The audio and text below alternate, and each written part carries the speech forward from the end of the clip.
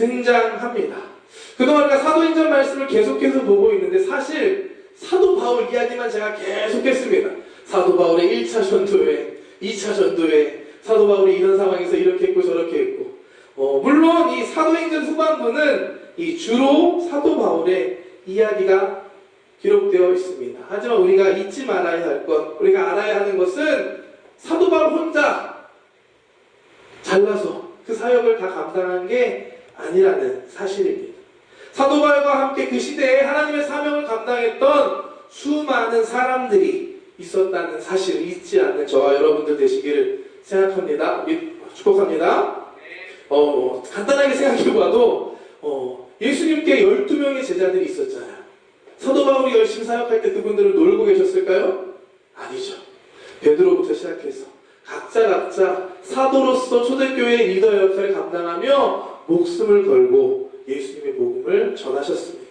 성경 안에 다 기록되어 있지 않을지라도 전해져 내려오는 이야기들을 통해 들으면 이 12명의 예수님의 제자들 중에 그 요한계시록을 기록한 요한 제외하고 나머지 11명은 다 순교하셨다라고 전해집니다.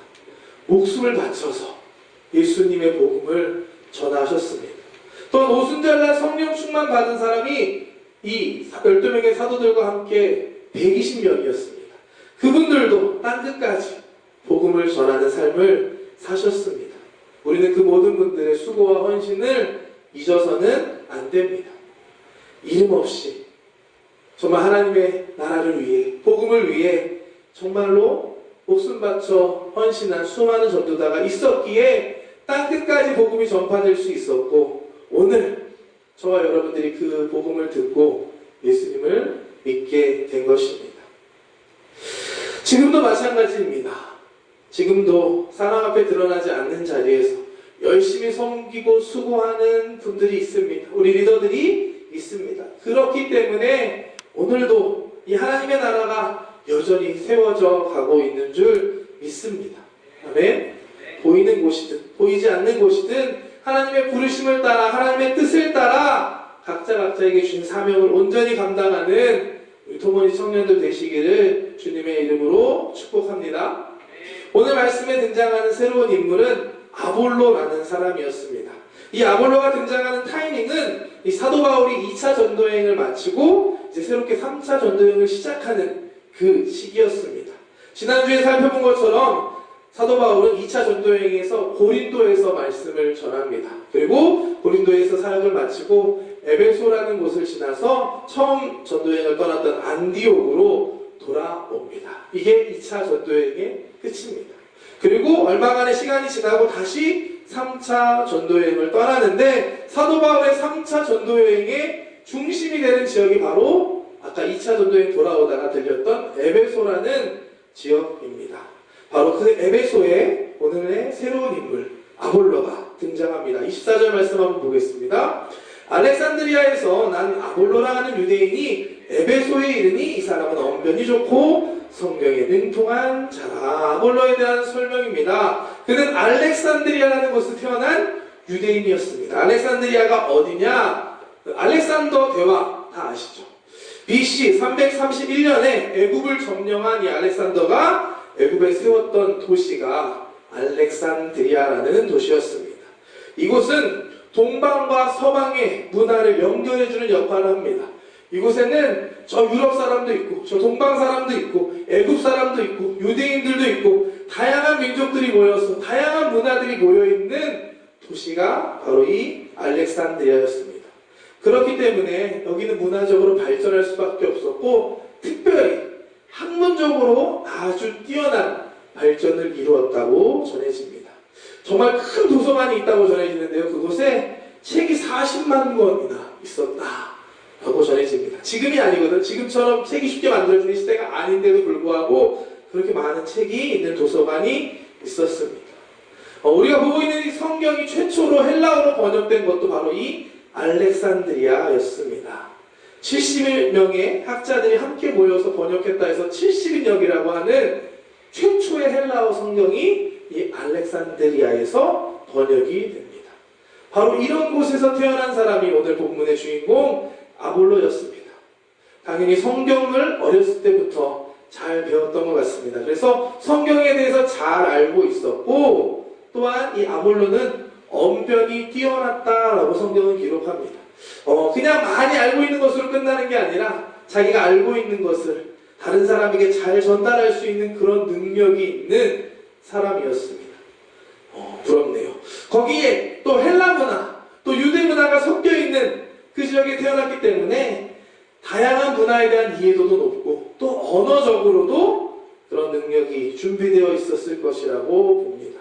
말씀을 준비하면서 생각하니까 이런 아볼로 같은 사람이 진짜 준비된 선교사구나 라는 생각을 하게 되었습니다.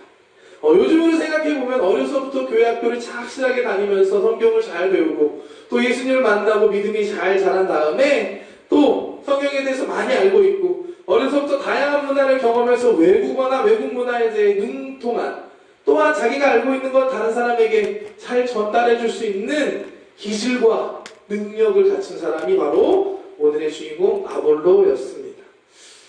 하나님께서는 아볼로와 같이 새로운 사람들을 준비하신다라고 저는 믿습니다. 또한 이 자리에 있는 저와 여러분들이 그런 사람들이라고 저는 믿습니다. 오늘 예배하는 우리 토모이 청년부가 잘 준비되어서 하나님이 필요하실 때에 하나님 필요하신 곳에 귀하게 쓰임받을 수 있는 저와 여러분들 되시기를 축복합니다. 이렇게 얘기하면 나는 특별한 거 할 수 있는 거 없는데 라고 걱정하는 분들이 있을 수 있습니다. 하지만 걱정하지 마세요. 왜냐하면 하나님께서 사람을 쓰시는 기준이 특별하기 때문입니다. 세상과 다른 기준을 하나님이 갖고 계십니다. 고린도전서 1장 말씀 함께 보겠습니다. 형제들아 너희를 부르심을 보라. 육체를 따라 지혜로운 자가 많지 아니하며 능한 자가 많지 아니하며 문벌 좋은 자가 많지 아니하도다. 그러나 하나님께서 세상에 미련한 것들을 택하사 지혜 있는 자들을 부끄럽게 하려 하시고 세상에 약한 것들을 택하사 강한 것들을 부끄럽게 하려 하시며 하나님께서 세상에 천한 것들과 멸시받는 것들과 없는 것들을 택하사 있는 것들을 폐하려 하시나니 이는 아무 육체도 하나님 앞에서 자랑하지 못하게 하려 하심이라. 하나님의 부르심의 기준입니다. 세상과는 다르죠. 세상은 지혜로운 자, 능력 많은 사람, 문벌 좋은 사람을 뽑지만 하나님은 반대로 지혜가 없는 사람, 능력이 없는 사람, 연약하고 약한 자들을 사용하신다라고 기록하십니다. 왜 그러냐? 하나님께 필요한 것은 능력이 아닙니다. 내가 갖고 있는 능력을 이 필요한 분이 하나님이 아닙니다. 왜냐? 능력은 하나님께 이미 다 갖고 계시고 넘치도록 있으십니다. 하나님께 필요한 사람은 겸손하게 오직 하나님을 의지하고 하나님의 뜻에 순종할 수 있는 사람들을 하나님을 찾고 계십니다. 우리에게 그런 마음이 있을 때 반드시 하나님께서 여러분들을 사용하실 줄 믿습니다. 말씀 준비하면서 갑자기 생각나는 게 하나 있었는데요. 제가 예전에 대학교 다닐 때 만난 전도사님이었습니다. 저도 어렸을 때부터 악기를 배우고 했거든요. 그래서 악기를 배우기 위해서는 어느 정도 노력이 필요하다고 생각을 했습니다. 그런데 그 전도사님이 저한테 놀라운 이야기를 하는 거예요. 자기 시골교회에서 있었던 이야기를 얘기하는데 그 시골교회에 어느 날 드럼이 생겼는데 연주할 사람이 없었다는 겁니다. 그래서 어떻게 했느냐? 교회에 있는 청년이랑 같이 열심히 기도했는데 하루아침에 드럼을 연주하게 됐다라는, 저는 아직도 믿어지지 않습니다. 믿어지시나요? 진짜 저는 못 믿는다고 했거든요. 그런데 너무 확실하게 그 전도사님 저한테 얘기하는 거예요. 진짜로 그랬다고. 하나님께서 능력이 있으십니다. 우리가 연약하고 부족한 거 하나님은 하루아침에 이렇게 기적적으로도 하실 수 있고 또 하나님께서 여러분들을 사용하실 수 있습니다. 성경에 보면 하나님께서 오히려 약하고 부족하고 흠 있는 사람을 사용했다는 걸 알 수 있습니다. 아브라함 75세에 자녀 없는 그 사람을 하나님께서는 모든 민족의 아비가 되게 하십니다. 또한 믿음의 조상이 되게 하십니다. 애굽의 종으로 팔려가 감옥에 있는 그 요셉을 애굽의 총리로 만드십니다. 모세의 지팡이 80세가 되어서 양치는 아무 힘을 잃어버린 그 모세의 지팡이를 통해 하나님은 홍해를 가르시고 이스라엘 백성을 출애굽시키십니다. 신약 성경에도 마찬가지입니다. 예수님의 제자들 베드로부터 시작해서 인간적인 기준, 세상의 기준으로 보면 특별하지 않은 사람들이었습니다. 사도 바울도 사실 과거가 있었죠. 예수님 믿는 사람들을 핍박하던 부끄러운 과거, 흠이 있는 사람이었습니다. 이처럼 흠있고 부족한 사람들을 하나님은 사용하셨습니다. 그 사람들 안에 있는 좋은 것들, 또 각자의 특징들을 통해서 하나님께서 사용하시고 하나님의 뜻을 이루어 가셨습니다. 이 하나님을 믿는 저와 여러분들 되시기를 주님의 이름으로 축복합니다. 우리가 연약하기 때문에, 부족하기 때문에 더 하나님을 의지할 수 있음을 믿습니다.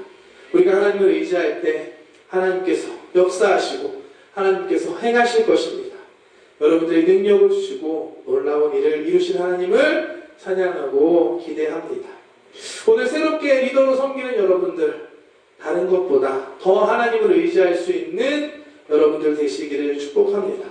하나님을 의지하고 하나님 앞에 나아가 기도하고 나아갈 때 반드시 하나님께서 여러분들에게 능력 주시고 여러분들을 통해 놀라운 일을 행하실 줄 믿습니다. 사실 아볼로도 완벽하지 않았습니다. 오늘 말씀을 보면 분명히 그에게도 부족했던 점이 있습니다. 25절 말씀 함께 볼까요? 그가 일찍이 주의 도를 배워 열심으로 예수에 관한 것을 자세히 말하며 가르치나 요한의 세례만 알따름이더라. 어려서부터 성경에 대해 잘 알고 있었고 또 언변도 뛰어났지만 예수님에 대해서 알고 있었지만 완전하지 않았다고 기록합니다. 아볼로는 요한의 세례만 알고 있었다라고 성경은 기록합니다. 이게 무슨 의미가 있는 걸까요? 요한의 세례만 알았다. 두 가지로 나누어 생각해 볼 수 있는데요. 첫째는 이 25절 말씀과 뒤에 나오는 28절을 비교해서 유추해 보는 것입니다. 25절 말씀 다시 한번 보여주실래요? 그가 일찍이 주의 도를 배워 열심으로 예수에 관한 것을 자세히 말하며 가르쳤다. 예수님에 대해서 알았다라는 것을 우리는 이 말씀을 통해 알 수 있습니다. 28절 말씀 한번 볼게요. 이는 성경으로서 예수는 그리스도라고 증언하여 공중 앞에서 힘있게 유대인의 말을 이기미로라. 25절과 28절의 그 다른 점을 알겠습니까? 25절에서의 아볼로는 예수님에 관하여 설명은 했지만 28절에 나오는 것처럼 예수님이 그리스도라는 사실까지는 몰랐던 것을 우리는 생각할 수 있습니다. 이게 무슨 의미가 있냐면 예수가 그리스도라는 것은 예수님께서 하나님의 아들로 이 땅에 오셔서 십자가에서 우리를 위해 대신 죽으심으로 우리를 구원하신 하나님의 그리스도, 하나님의 기름 부음 받은 자라는 뜻을 갖고 있습니다. 다시 말해 예수님의 십자가, 부활, 또 예수님의 하나님의 아들 되심 그것까지, 구원에 대한 것까지 다 이 아볼로가 알지 못했다라는 것을 우리는 이 말씀을 통해 생각해 볼 수가 있습니다. 아볼로는 아직 예수님에 대해서 알았지만 정말로 예수님이 이 땅에 오신 이유, 십자가를 통해 죽으시고 부활하신 것, 그걸 통해 온 인류의 죄를 대속하시고 구원하신 것까지는 몰랐다라고 볼 수 있습니다. 또 다른 두 번째 해석은 이 요한의 물 세례와 예수님의 성령 세례를 비교하면서 이해하는 것입니다. 이것은 이어지는 19장의 이야기와 같은 맥락에서 이어집니다. 19장 1절부터 7절 말씀 보면 사도 바울이 다시 등장합니다. 에베소에 가서 어떤 사람들을 만나는데 그들이 예수님을 믿었습니다. 하지만 세례 요한의 세례에 대해만 알고 있고 성령의 세례에 대해서는 모르고 있었다라고 합니다. 그 사람들에게 바울이 가서 안수하고 기도할 때 그들에게 성령이 임하는 사건이 기록되어 있습니다. 이걸 통해 보면 아볼로가 요한의 물 세례는 알고 있었지만 예수님께서 주시는 그 성령의 불의 세례는 몰랐다라고 우리는 알 수 있습니다. 누가복음 3장 16절 말씀 한번 볼까요? 요한이 모든 사람에게 대답하여 이르되 나는 물로 너희에게 세례를 베풀거니와 나보다 능력이 많으신 이가 오시나니 나는 그의 신발끈을 풀기도 감당하지 못하겠노라. 그는 성령과 불로 너희에게 세례를 베푸실 것이요. 세례 요한이 한 말입니다. 나는 물로 세례를 주지만 나 다음에 오실 예수님은 물이 아니라 성령과 불로 세례를 주실 것이다. 요한의 세례와 예수님의 성령 세례를 비교하여 본다면 이 아볼로가 아직 물 세례만 알고 있고 성령님에 대해서는 잘 몰랐던 것 아닌가라고 이 말씀을 통해 생각할 수 있습니다. 이 두 가지 어떤 것인지 정확하지 알 수 없지만 아볼로가 예수님에 대해서 온전하게 다 알지 못했다는 것은 확실합니다. 이런 아볼로가 에베소의 회당에서 말씀을 전할 때 그곳에 있었던 사람들이 있습니다. 바로 지난주에 우리가 함께 살펴보았던 브리스길라와 아굴라였습니다. 그들은 고린도에서 사도 바울을 만나서 함께 에베소까지 왔던 사람들이었습니다. 그들이 아볼로의 말씀을 들을 때 아볼로의 부족한 부분을 알게 되고 아볼로를 따로 불러서 하나님의 도를 더 정확하게 가르쳐 줍니다. 26절 말씀 함께 보겠습니다. 그가 회당에서 담대히 말하기 시작하거늘 브리스길라와 아굴라가 듣고 데려다가 하나님의 도를 더 정확하게 풀어 이르더라. 누구나 처음부터 완벽한 사람은 없습니다. 아볼로도 그랬습니다. 배워야 하고 더 성장하고 성숙해야 합니다. 중요한 것은 그 사람이 다른 사람들에게 들을 수 있느냐, 더 배우고 나아질 수 있느냐 하는 것입니다.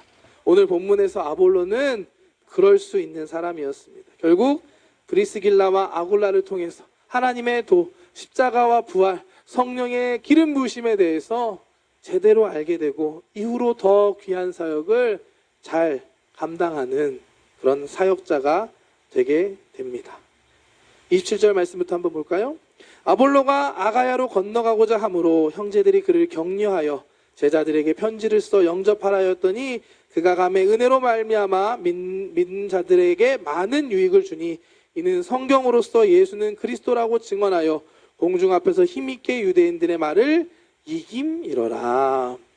아볼로가 아가야라는 지방으로 간다고 했는데 아가야 지방의 수도가 바로 고린도였습니다. 지난주에 살펴봤던 이 아볼로는 이 고린도에 가서 그 교회에 많은 유익을 끼치게 됩니다.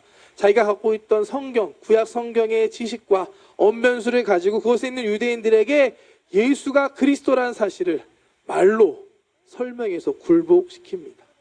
여러분 전도해 보셨죠? 말로 예수님이 하나님의 아들이라고 설명하는 게 쉬운가요?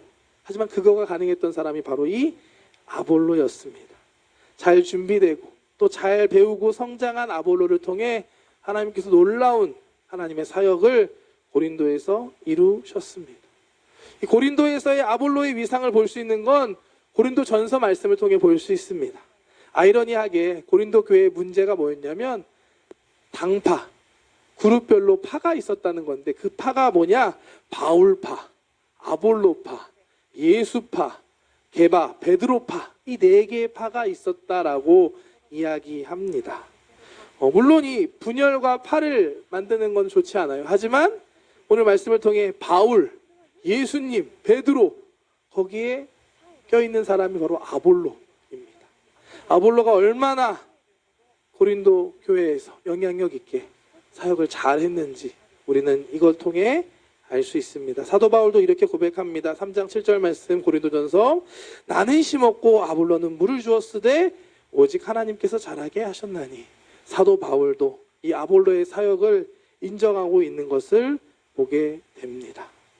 우리 토모니 청년부가 아볼로와 같은 새로운 뉴페이스가 계속해서 세워지고 등장하고 훈련되어 성장하는 그런 공동체가 되기를 소망합니다. 하나님께서 각자 여러분들에게 주신 재능과 달란트가 있을 것입니다.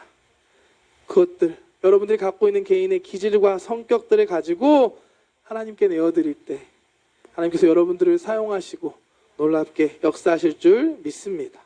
또한 우리 토모니 청년부가 서로 배우고 서로 가르쳐주고 서로 잘하고 성장하는 그런 공동체가 되기를 소망합니다. 리더가 됐다고 끝나는 게 아니죠. 리더가 됐기 때문에 앞으로 더 열심히 배우고 더 알아가고 더 성장할 수 있는 여러분들 되시기를 주님의 이름으로 축복합니다.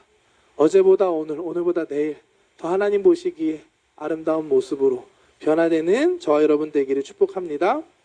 오늘 본문의 아볼로와 같이 잘 준비되어서 잘 성장해서 하나님의 때에 공동체를 위해서, 교회를 위해서, 하나님의 나라를 위해서 귀하게 쓰임받고 하나님께 영광 돌리는 저와 여러분들 되시길 주님의 이름으로 축복합니다.